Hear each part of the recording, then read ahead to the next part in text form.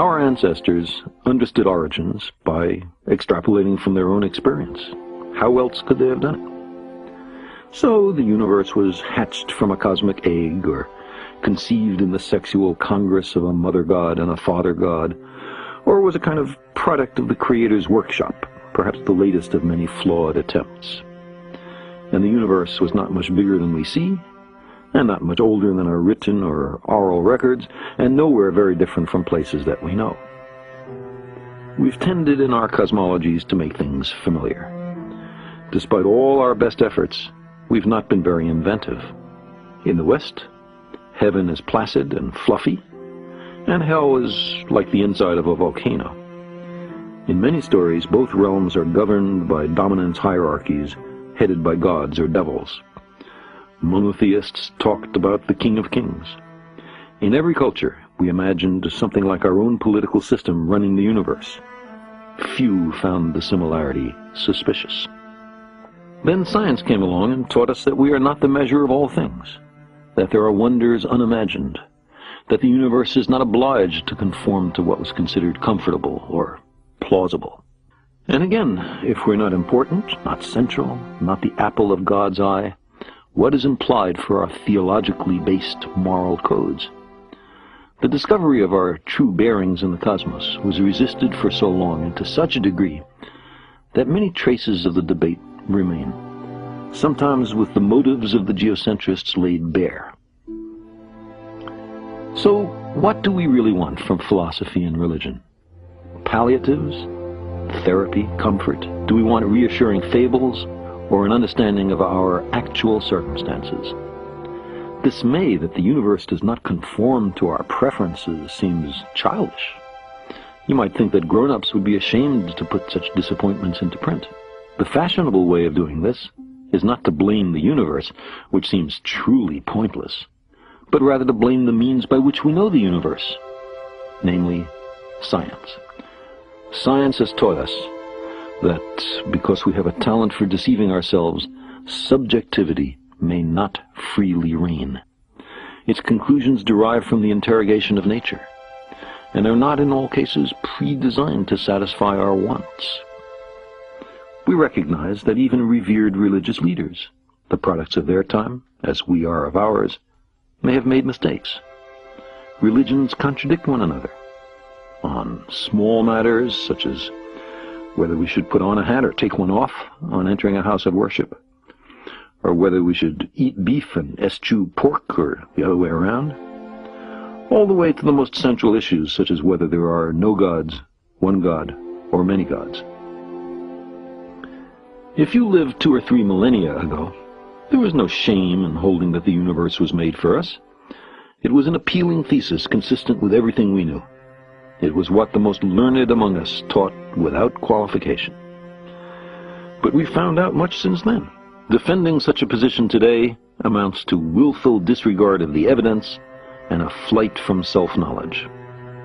We long to be here for a purpose, even though, despite much self-deception, none is evident. Our time is burdened under the cumulative weight of successive debunkings of our conceits. We're Johnny-come-latelys. We live in the cosmic boondocks. We emerged from microbes and muck. Apes are our cousins. Our thoughts and feelings are not fully under our own control. There may be much smarter and very different beings elsewhere, and on top of all this, we're making a mess of our planet and becoming a danger to ourselves. The trapdoor beneath our feet swings open. We find ourselves in bottomless freefall. We are lost in a great darkness, and there's no one to send out a search party. Given so harsh a reality, of course we're tempted to shut our eyes and pretend that we're safe and snug at home, that the fall is only a bad dream. Once we overcome our fear of being tiny, we find ourselves on the threshold of a vast and awesome universe that utterly dwarfs, in time, in space, and in potential, the tidy anthropocentric proscenium of our ancestors.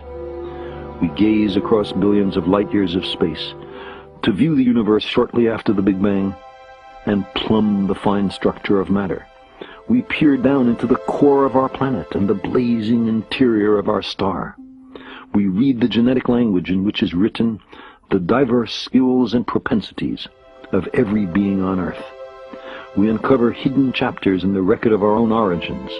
We invent and refine agriculture, without which almost all of us would starve to death. We create medicines and vaccines that save the lives of billions. We communicate at the speed of light and whip around the Earth in an hour and a half. We have sent dozens of ships to more than 70 worlds and 4 spacecraft to the stars.